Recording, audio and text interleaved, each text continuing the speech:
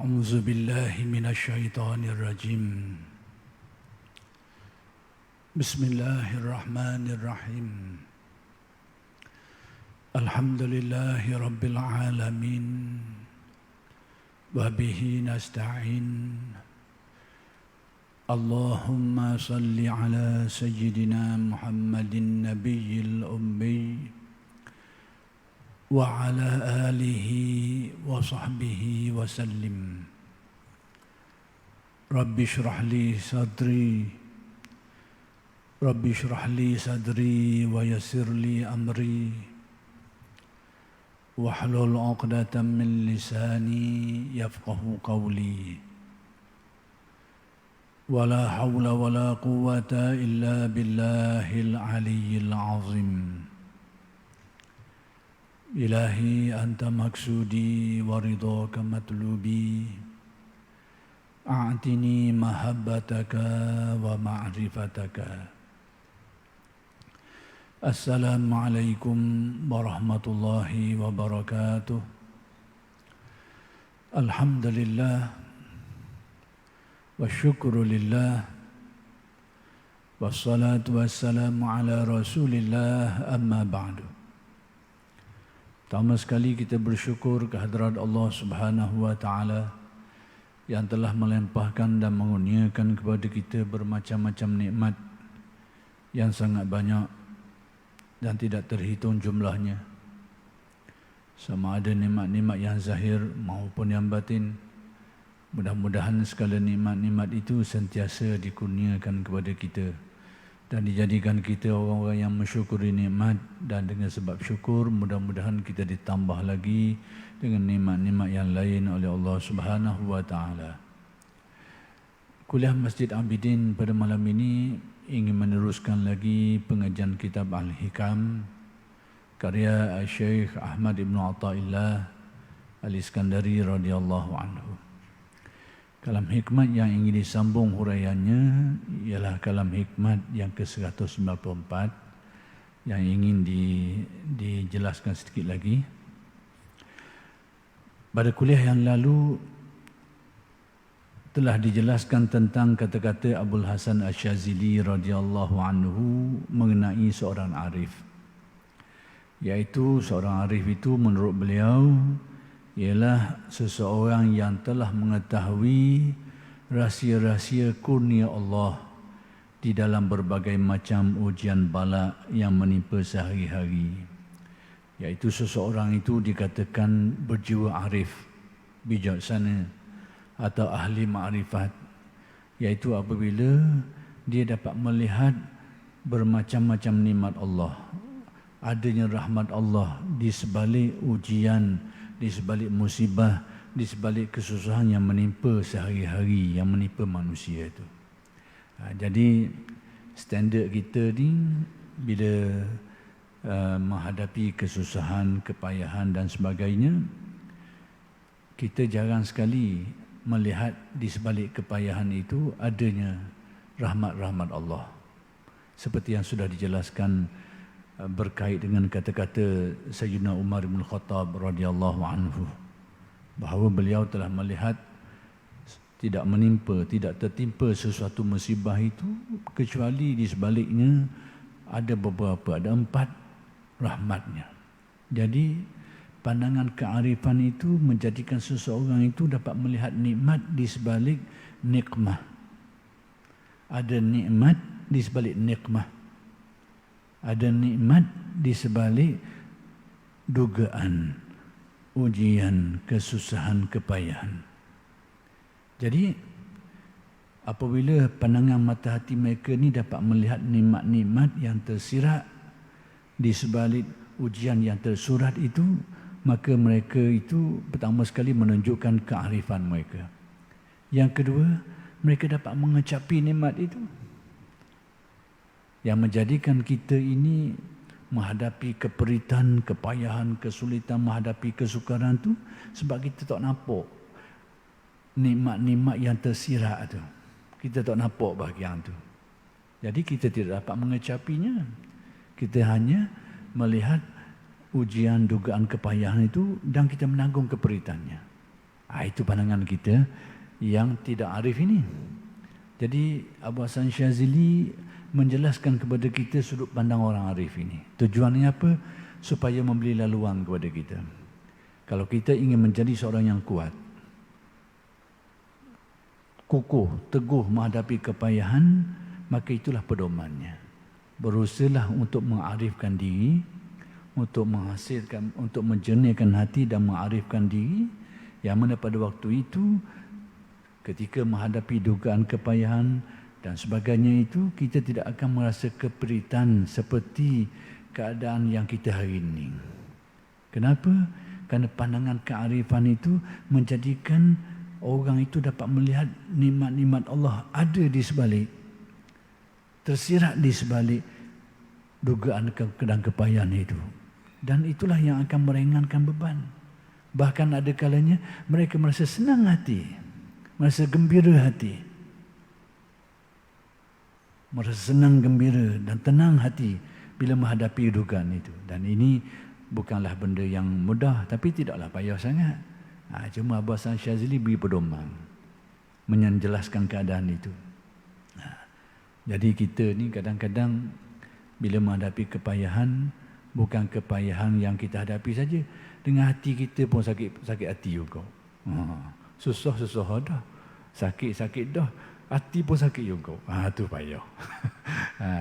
Paling tidak biarlah susah badan kita, biarlah susah fizikal kita, tetapi hati kita tetap tenteram. Tetap tenteram. Itu yang lebih baik. Tapi kalau kehidupan zahir kita, fizikal kita tenteram baik, batin kita pun tenteram baik, itu lebih baik lagi. Nikmat dalam nikmat. Itu lebih baik. Tapi paling tidak, sekiranya kita menghadapi kesukaran dan kepayahan, paling tidak hati kita tidak gundah gulana.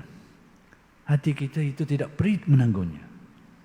Hati kita itu tidak terbeban menanggungnya. Paling tidak. Itu yang diberi pedoman dari, yang dapat diambil pedoman daripada kata-kata Abu Hasan Syazili. Baik, kemudian kata beliau lagi, dan juga mengetahui atau mengakui kesalahan-kesalahannya dalam lingkungan belas kasih Allah kepadanya. Yang antara ciri-ciri kearifan itu, manusia ni selain daripada Nabi dan Rasul itu tetap ada salah. Sikit banyak je. Para awliya pun ada salah. Mereka melakukan kesalahan juga. Ada kesilapan. Cuma kesilapan mereka ni tak macam kita. Kita berlarut-larutan. Dia tak. Kita ni bila melakukan kesalahan, lok gitu je. Mereka ni cepat tersedar. Cepat isaf mereka tu. Dan membetulkan diri. Kita ni kesalahan kita berat-berat nanang saja. Dia kesalahannya tu mungkin tidaklah yang berat-berat. Tapi salah tu tetap salah. Ada kesilapan, tak nak lagi.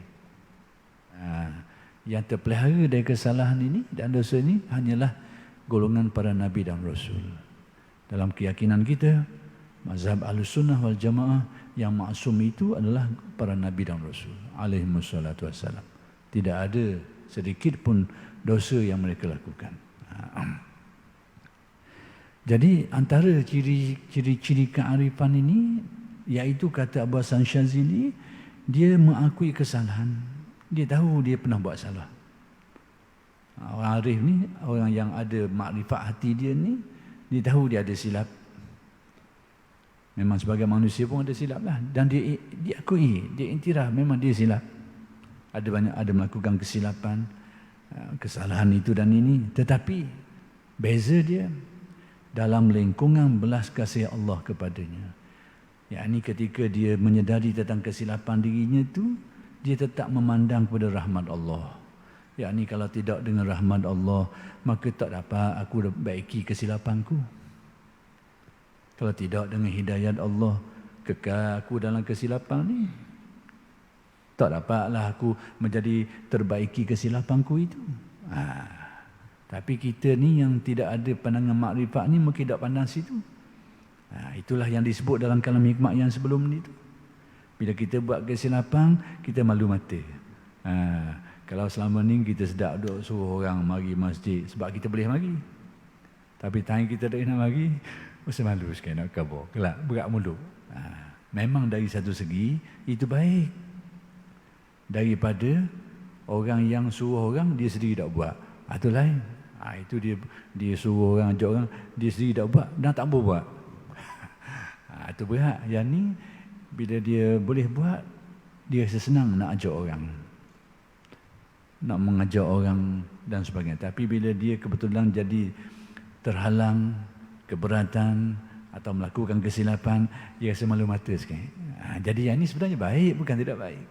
Tapi yang lebih baik lagi, iaitu orang yang memandang di sebalik kesilapan yang dia lakukan itu, atau dia terjatuh dalam kesilapan itu, dia pandang kepada kurnia rahmat Allah. Bahawa aku jatuh ni pun dengan ketentuan dia juga. Memang adalah silap bahagian kita ni, kita ghaflah, kita lupa, ikut nafsu dan sebagainya. Tapi bila jatuh tu tak nak lagi daripada takdir dia juga. Kemudian kalau tak ada rahmat dia, tak dapatlah kita betul, tak dapatlah kita baiki diri. Jadi orang yang jatuh ini menjadikan dia itu penuh dengan tawaduk. Menjadikan tawaduk. Kalau dia buat baik pun, dia tidak akan sombong diri. Kalau dia jadi soleh, dia jadi alim, dia jadi ahli ibadah, dia tak akan sombong. Kalau dia terjatuh dalam kesilapan, dia tak putus asa. Kenapa? Dia pandang di sebalik semua itu, tetap tak lagi daripada kurnia rahmat Allah. Tak terlepas daripada pandangan tauhid af'alnya. Kita bila terdendeng dari pandangan tu, sikap kita lain sikit. Bila kita banyak buat baik, kau baik banyak daripada orang ni, dia mari nyakit sombong lah. Mari yang bangga sombong. Mula macam-macam lah keadaannya. Bila dia ni jadi orang soleh, banyak buat kebaikan, banyak itu, banyak ni, jadi orang alim, mula pandang orang sebelah mata. Pandang orang sebelah mata lah tu. Ni penyakitnya mari dari situ. Jadi itu keadaannya. Jadi kalau dia pandang dengan rahmat Allah, kalau dia alim sekalipun, kalau dia soleh sekalipun, banyak ibadah sekalipun, dia tetap tawaduk. Kerana dia sedar diri. Dia tahu semua itu kurnia dia, limpah rahmat dia belaka. Itu dia. Ini pentingnya pandangan tasawuf ni, supaya kita mudah-mudahan terselamat daripada penyakit. Penyakit itu bukan penyakit ringan tu. Iblis terkeluar daripada syurga kerana penyakit itu juga. Bukan penyakit ringan. Ana khairum minhu. Aku macam mana aku nak hormat ke dia? Aku lebih baik dari dia. Aku lebih baik daripada Adam. Macam mana aku nak tunduk ke dia? Macam mana aku nak perendah ke dia? Aku lebih baik. Kena dah penyakit. Na'udzubillah min zalik. Terhalau dari hadrat Allah. Na'udzubillah. Jadi bukan penyakit ringan. Jadi ini sudut pandang tasawuf. Mudah-mudahan dengan kepahaman ini adalah benteng, adalah pedoman. Dan kita terus meningkatkan diri supaya menjadi lebih baik, lebih teguh pandangan kearifan kita itu. Lebih faham. Mudah-mudahan terhindarlah daripada penyakit-penyakit yang buruk.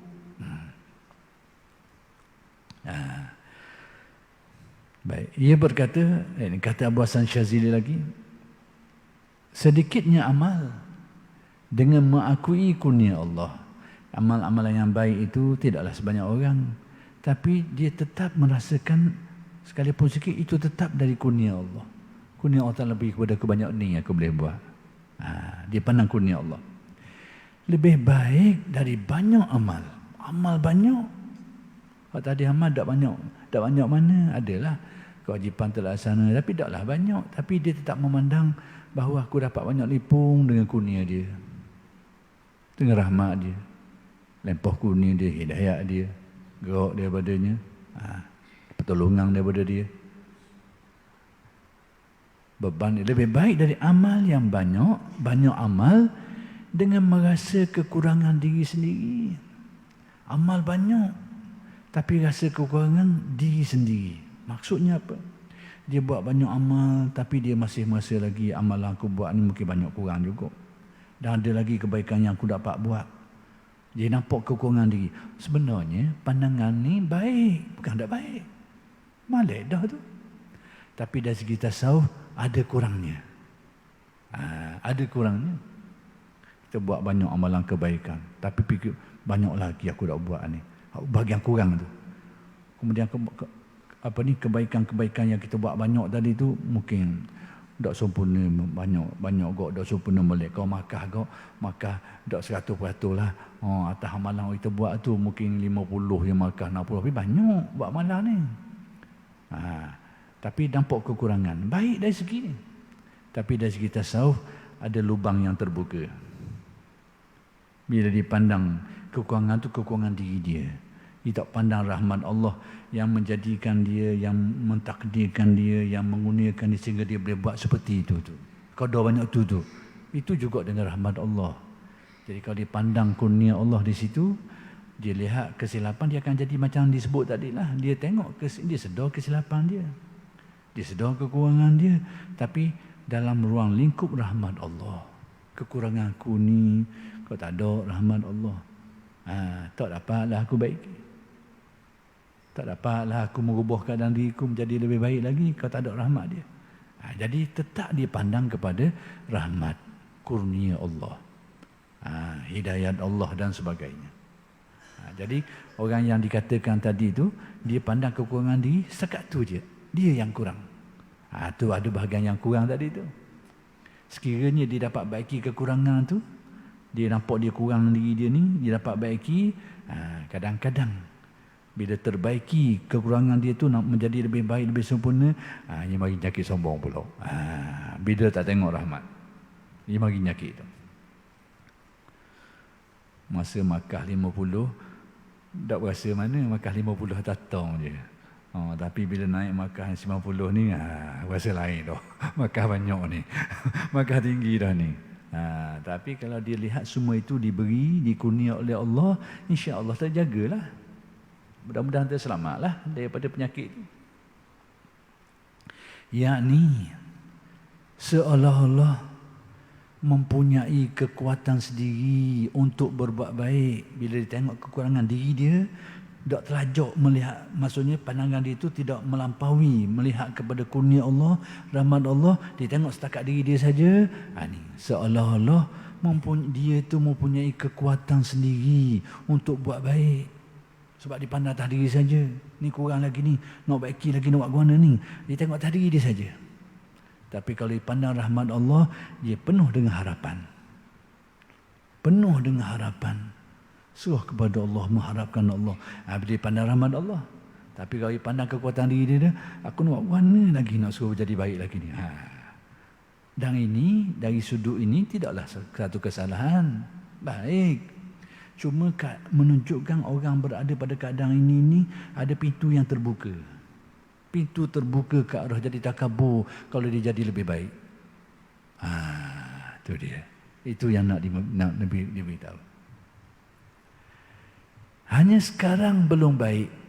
Sekarang tak baik lagi ni, banyak kekurangan lagi. Tapi kalau jadi baik, ia jadi penyakit lain. Hanya sekarang belum baik. Sehingga selalu berduka cita. Maksudnya atas kekurangan dia tu, dia kata sekarang ni dia tak baik molek lagi, tak sebaik lagi, banyak lagi kekurangan, bersedih, berduka cita. Bagus keadaan ni, bukan tak bagus.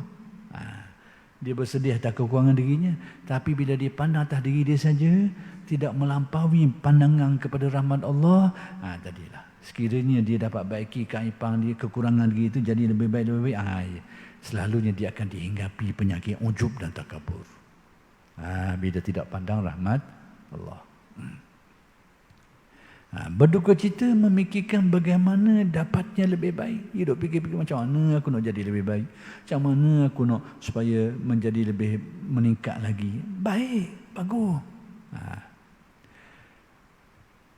Jadi cuma dia berduka cita lah. Sebab apa aku kurang lagi ni. Tak baik lagi ni, banyak lagi keaspekan aku nak baik. Sekarang bagus nak baiki ni, tapi tak terbaiki lagi. Bagus. Bukan tak bagus benda tu. Cuma Tasa nak mengajar kita supaya di sebalik semua itu pandang juga rahmat Allah. Bila kita pandang rahmat Allah, sikap kita lain. Bila kita pandang atas diri kita saja ni, Allah, aku ni nak jadi baik, tak jadi sekarang. Nak suruh meningkat sikit ibadah, tak boleh buat sekarang.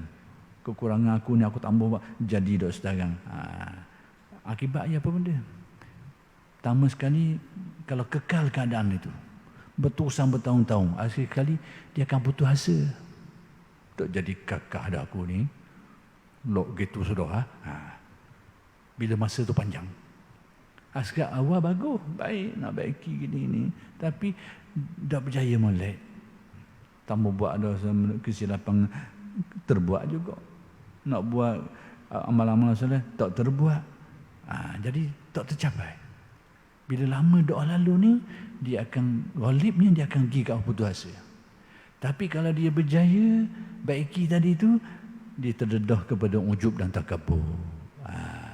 Dua-dua tu nyakit belaka. Maka sebab itu Tasawuf menganjurkan kita supaya pandang di sebalik kesilapan kita pun jangan lupa memandang rahmat Allah, kurnia Allah. Kalau tidak dapat rahmat dia, tak dapat kurnia dia, tak dapat aku buat kebaikan, tak dapat aku baiki diri aku ni, maka harapkanlah, ya Allah berikanlah aku rahmat, berikanlah aku hidayah, berikanlah aku petunjuk, taufik ya Allah. Ini jiwa mukmin.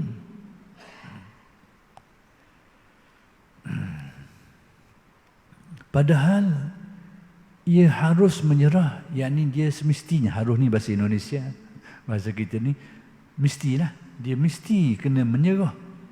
Di samping menyerah dengan arti bertawakal, berserah urusan ni kepada Allah, kerana urusan dia belaka, atas dia belaka, atas kurnia dia belaka.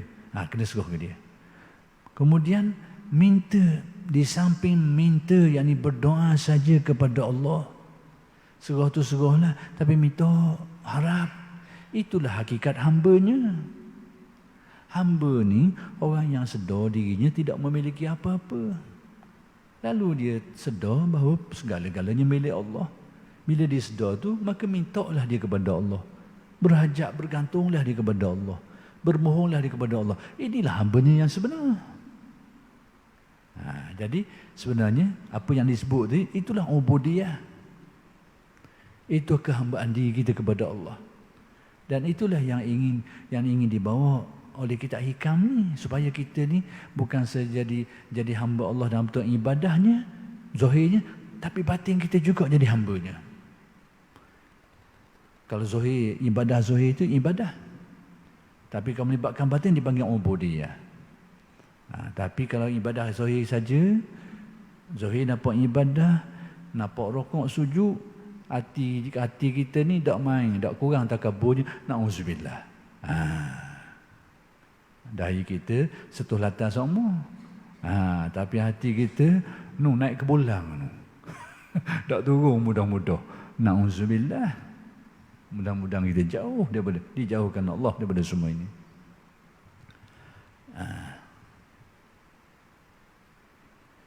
Kepada Allah, sebab jika Allah belum memberi, belum lagi memberi, maka tetap tidak ada perubahan pada dirinya. Dia yakin, kalau tidak kerana rahmat Allah ni, aku tak akan nak buat guna-guna pun. Usaha tetap usaha lah. Dari segi dosa pahala atas usaha kita tu. Tapi berjaya tak berjaya, tak akan berjaya kalau belum diberi rahmat oleh Allah. Jadi berjaya tak berjaya, harapan kita tu atas pemberian dia. Maka kena minta ke dia lah. Harap ke dia, harap doa ke dia, mudah-mudahan dia beri kekuatan oleh Allah. Jadi sekiranya belum memberi, sekiranya Allah Ta'ala belum beri lagi ke dia apa-apa hal pun, tak akan berlaku perubahan. Dia berusaha nak jadi baik, tambah buat jahat tu, dari segitu melepaskan dia daripada kesalahan. Tapi keadaannya tu mungkin gitu lagi, selagi belum diberi rahmat, diberi pertolongan, hidayah, taufik oleh Allah Subhanahu wa taala. Tetap tidak ada perubahan pada dirinya. Berdasarkan pengertian, dan ini berdasarkan kepada makna atau pengertian firman Allah, wa man yatawakkal 'ala Allahi fahuwa hasbuh. Dan sesiapa yang berserah diri kepada Allah, maka Allah sendiri yang akan mencukupi atau melengkapi kekurangannya. Jadi sikap yang diajar tadi itu, yang ditunjukkan tadi itu adalah pedoman dari ayat ni. Yang ahli tasawuf ajar kita supaya pandang rahmat Allah, lalu serah ke dia dan minta dengan dia itu. Pedoman dia ambil mana? Landasan dia tu ambil mana? Ini dari ayat ni. Wa may yatawakkal 'ala Allahi fa huwa hasbuh. Sesiapa yang berserah dirinya kepada Allah lalu berharap bergantung harap kepada Allah, maka Allah lah yang akan memenuhi keperluan dia tu. Itu caranya. Itu pedoman yang ditunjukkan dalam tasawuf. Dan la haula wala quwwata illa billah. Demikian juga pedoman tadi itu datang daripada firman Allah atau hadis Nabi, kerana perkataan ini ada dalam Al-Quran dan ada dalam hadis Nabi. La haula wala quwwata illa billah. Yang tiada daya upaya atau kekuatan kecuali dengan bantuan dan pertolongan Allah semata-mata. Tak ada daya upaya. Tak ada daya upaya dalam setengah huraian ulama itu, tak ada daya upaya nak buat baik. Tak ada kekuatan untuk meninggalkan kejahatan kecuali dengan Allah, dengan pertolongan Allah. Yakni dengan rahmat Allah, dengan hidayah Allah dan sebagainya. Jadi disuruh kita. Dah kalau kata gitu, tidakkah kita ni jadi mu'tazil? Kalau kita kata gini, kan kayak gini jadi Jabariyah pula. Ni mari waswah pula dah. Waswah setan mari dah. Tak ada daya upaya melainkan Allah, melainkan dengan Allah belaka. Ni nampak dekat-dekat dengan Jabariyah dah ni. Bertidak kena Jabariyah. Silap Jabariyah bukan atas keyakinan ni. Silap dia tu kerana mengambil separuh, tolak separuh. Dia ambil bahagian hakikat keyakinan ni tak ada daya upaya melainkan Allah. Itu betul. Tak salah benda tu. Kelompok-kelompok Jabariyah yang yakin benda tu keyakinan dia tu betul. Tapi salah Jabariyah kat mana? Bila dia menolak usaha dia tu. Ikhtiar untuk buat baik, dia tolak, dia nafikan terus. Dia rembah semuanya tu. Dia nak buat jahat pun, dia buat jahat pun, dia rembah kepada takdir belaka. Tu salah dia. Tu salah dia. Dia ada hasrat nak buat jahat, ada keinginan nak buat jahat, ada usaha nak buat jahat, tapi dia rembah ke Allah Ta'ala juga. Tu bahagian salah dia. Bukan salah keyakinan bahawa semuanya datang dari Allah. Itu betul bahagian tu. Bahagian salah dia tu tadi tu. Niat dia, hasrat dia, usaha dia nak buat jahat tu dia rembah ke Tuhan juga. Patutnya tu bahagian dia lah. Atas niat. Dan dosa pahala duduk atas tu. Duduk atas niat kita tu. Pilihan kita. Kalau dalam Al-Quran dinamakan kasbu. Laha ma kasabat wa alaiha maktasabat. Manusia akan memperolehi ganjaran pahala menurut apa yang dia usahakan. Dan akan menanggung balasan seksa menurut apa yang dia usahakan. Jadi dosa pahala duduk bahagian tu bukan atas kejadian tu. Berarti kalau dia niat nak buat jahat, ada hasrat nak buat jahat, ada niat nak buat jahat, berusaha nak buat jahat, tapi tak jadi, tak dikira lagi. Sebab jadi tak jadi itu atas takdir Allah, atas ketentuan dia. Niat ada dah, usaha pun usaha nak buat dah, tak jadi. Jadi akan tak jadi, tak dikira lagi, tak berlaku lagi. Ataupun berlaku kejahatan atas diri dia, berlaku kejahatan, tapi itu bukan niat dia, bukan hasrat dia, bukan niat dia, bukan kemahuan dia, dan dia tidak berusaha pun nak buat benda tu, tapi berlaku atas diri dia. Dia tidak dikira bersalah. Tidak dikira bersalah. Dia ambil barang, dia ingat betul-betul barang adik-beradik dia tinggal. Mungkin dia musafir, pergi R&R ke, dia ingat ke bini dia tak beg situ. Jadi beg serupa mungkin, dia ambil seterang, dia ingat bini dia tinggal beg. Walau habis orang. Gelang-gelamah saja dalam. Gelamah ada, cacing ada belakang. Ambil. Jadi bila ambil hak orang ni, orang panggil curi lah. Orang panggil. Ambil bahagian orang, hak orang, milik orang. Tapi niat dia kah nak buat benda tu? Usaha dia ke nak buat benda tu? Tidak. Jadi dia tidak dikira salah di sisi Allah. Bukan atas dunia ni kena masuk mahkamah lah dulu. Nak tahu betul salah pada hati perut siapa dia tahu. Kena masuk mahkamah lah. Mahkamah kena hukum lah. Kena nilai lah dari segi qarinah itu dan ini. Tapi di sisi Allah kalau betul bukan niat dia, bukan hasrat dia, bukan kemahuan dia, bukan usaha dia, memang tidak berdosa. tidak dikira dosa. Jadi kita kena faham sini. Jadi saya sebut tu kadang-kadang ada orang takut nak sebut perkataan ni. La haula wala quwata illa billah. Tak ada daya upaya melainkan Allah. Takut jadi Jabariyah. Salah faham. Keliru dalam memahami aspek salahnya Jabariyah ni. Bukan aspek ni.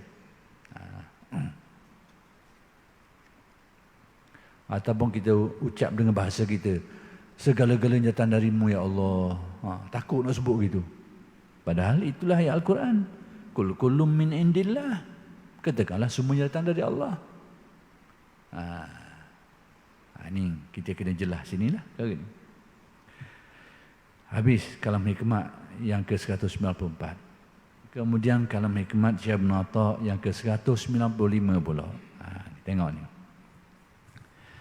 Ini berkait dengan kata Syekh Ibn Atta, tasbiku anwarul hukama aqwalahum. Fahaisu sarat tanwiru wasalat ta'bir. Baik, kalam hikmat yang ke-155 ni juga nak menceritakan tentang ehwal ahli hikmah, orang yang bijaksana, ahli makrifat lah. Kita tak sampai darjah dia pun tak apalah. Paling tidak kita faham kedudukan mereka ni. Kita tak jadi kaya pun paling tidak kita tahu macam mana orang kaya tu. Manakan tahu kita pun ada peluang nak jadi gitu juga. Manakan tahu. Paling tidak adalah pedomannya. Jadi tak jadi, kita belum sampai darjah mereka tu, itu cerita lain. Kita tahu tentang ilmu mereka tu pun itu sebahagian dari ilmu. Baik, nur ilahi, yakni nur ilahi ahli hikmah ni, cahaya makrifat ahli makrifat ni selalu mendahului perkataan mereka.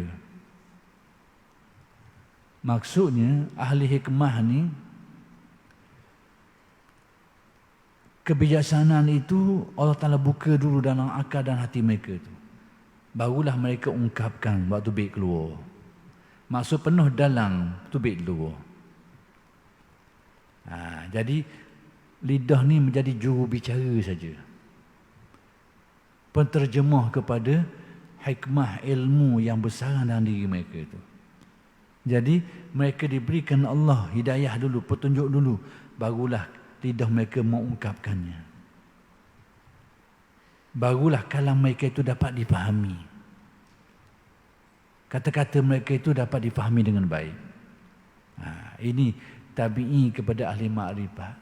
Sebab tu kalau kita ni bukan ahli makrifat, kita cuba nak menjelaskan hakikat makrifat yang kita baca dalam buku tu, orang dengar pening, pengong. Pening orang. Setengah tu jadi separuh gila. Tu dia. Tapi kalau dia ahli makrifat, insya-Allah dia akan membuka minda orang. Dia akan membuka minda hati nurani orang. Oh, boleh faham dengan mudah. Tu, Syekh. Dia tak nak beritahu pedomang dia sini. Itu kata dia. Jadi nur ilahi ahli makrifat ni selalu mendahului perkataan mereka tu. Maksudnya Allah Ta'ala beri pencerahan kepada mereka ni, lalu mereka jelaskan, maka teranglah orang dengar tu. Baik, orang dengar tu dengan baik. Jadi dia mulai nampak, jelas. Kadang-kadang benda tu payah, tapi jadi mudah dengar. Takak. Nampak. Faham molek. Itu tanda. Sebab tu faktor pengajian ilmu tasawuf ni banyak faktor. Keberhasilan kita mengaji ilmu tasawuf ni banyak faktor. Selain daripada faktor kita ni yang belajar ni satu hal juga. Hati kita gelak cerah ni mempengaruhi juga. Kita yang belajar ni gelak cerah kita ni mempengaruhi juga untuk memahami ilmu ni. Pengaruh kepakaran guru pun satu hal juga. Kepakaran guru tu. Bila dua tu guru memiliki kepakaran, murid jernih molek, dia takak molek lalu. Kadang-kadang sebut sikit, tak nampak lalu dah. Tapi kalau tak kena molek, main garu kepala semua. Garu kepala. Tak nampak. Jadi tak nampak sayang. Baik.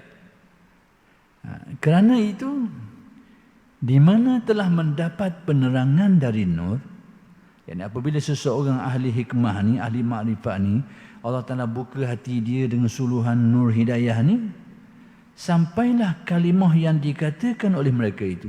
Maka perkataan-perkataan, ungkapan-ungkapan takbir mereka itu sampai ke telinga orang, masuk dalam otak dan hati orang. Sebab itu diriwayatkan daripada Sayyidina Umar, la yadkhulul qalba illa ma kharaja minal qalbi. Tak akan masuk ke dalam hati nurani itu kecuali benda itu tubik daripada hati nurani orang itu juga. Sebab tu bila kita dengar daripada alim ulama yang arif ni, kita dengar kita terkesan, terasa, terbuka fikiran kita. Ada kefahaman apa jelira molek faham. Tersentuh di hati. Terbuka kefahaman. Bila kita dengar orang yang tu mari daripada ahli-ahli makrifat. Kita dengar alim-alim ulama yang membuat syarahan-syarahan tentang ilmu-ilmu ni. Kadang-kadang hak ia khabar tu dengan orang khabar tajuk yang serupa je. Benda serupa. Tapi dapatan yang kita dapat tu lain. Kehalusan yang kita dapat tu lain. Zauq, cita rasa, kesentuhan hati kita tu lain. Tu beza. Dah kat mana beza? Baca kitab tulis je. Kitab serupa je. Ayat tulis je. Tapi pencerahan yang dapat tu lain. Ni faktor ni. Faktor. Kata Syekh Ibn Atta, ahli hikmah ni, nur hidayah mendahului kalam mereka tu. Mereka dapat tu benda tu dulu. Maka ungkapan mereka itu adalah cetusan daripada nur yang mereka dapat tu. Lalu akan membuka hati orang tu. Kefahaman orang. Fikiran orang, kefahaman orang terbuka. Sebab kalam dia tu, kalau peluru kok bukan peluru kosong lah. Peluru ada isi. Peluru besi, bukan peluru getah. Bukan jenis peluru getah. Tu contoh mudah bandingan tamsilan mudah.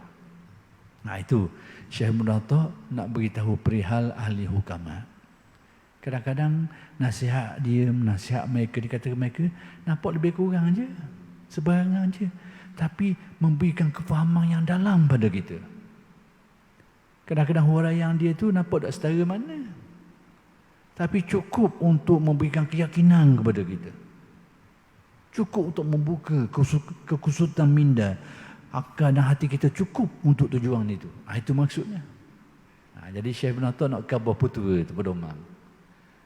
Jadi kamu nak tahu alim hukama ni, antara ni, ungkapan dia itu bukan ungkapan kosong. Dia boleh dulu benda tu. Boyui kita. Maksudnya kawi timba kita, timba ada air. Dia tak boleh timba kosong kita. Bukan jadi timba kosong.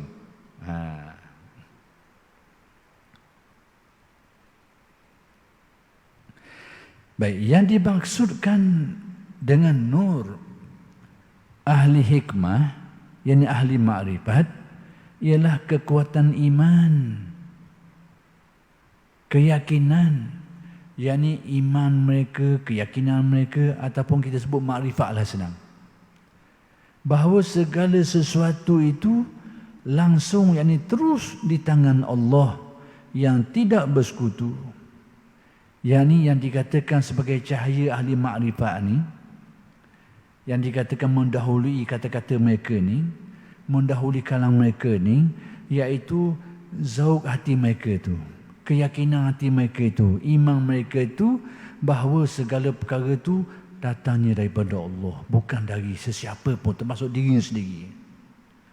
Bahasa mudah, orang yang hilang keakuan diri dia kerana menyedari, merasakan bahawa semuanya itu datang daripada Allah Subhanahu wa taala.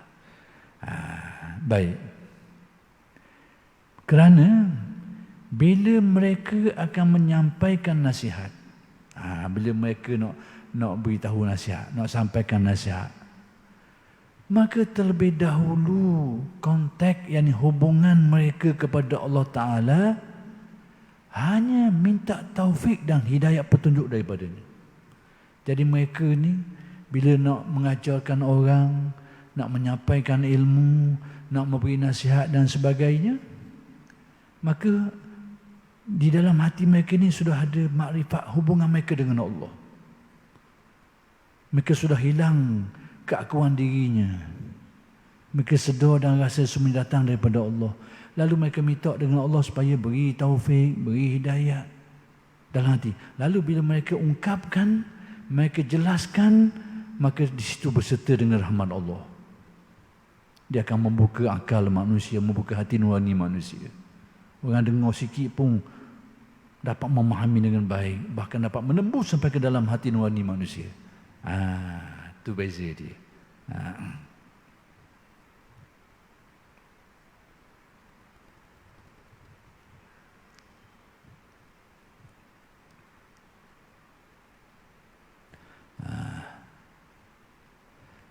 Kerana hanya Allah yang mengatur kalimah yang keluar dari lidah penasihat. Jadi pada waktu itu, ungkapan dia ni, percakapan dia ni terus dinisbahkan kepada hidayah Allah, kurnia Allah, limpahan kurnia Allah. Maka terkesanlah pada orang yang mendengarnya. Itu sebab apa kita faham bila kita dengar nasihat daripada ahli-ahli makrifat ni, kita dengar tu jelira molek, faham molek. Rupanya ni rahsia dia. Mereka ni, ungkapan mereka, kalimat mereka, penjelasan mereka itu rupanya mari dari sumber dia. Bukan mari dari dia tu, mari dari sumber rahsia di sebalik semua itu. Dari kurnia Allah, lautan hidayat Allah, rahmat Allah. Tu bendanya.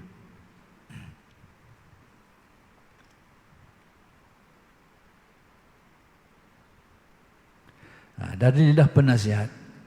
Dan Allah pula yang mengatur pendengaran yang mendengar. Jadi bila begitu keadaan dia ni, ahli makrifat ni, pada waktu dia nak menyampaikan ilmu, nak menjelaskan, nak menghuraikan, nak menasihati dan sebagainya, dia ada makrifat dia tadi tu. Sehingga segala gerak dia tu, bicara dia tu dengan pertolongan Allah, dengan rahmat Allah.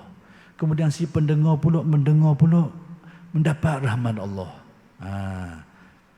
mendapat kurnia Allah Subhanahu. Maka mengalirlah ilmu itu, berjalanlah petunjuk hidayat, sampailah kepada yang berkenan itu.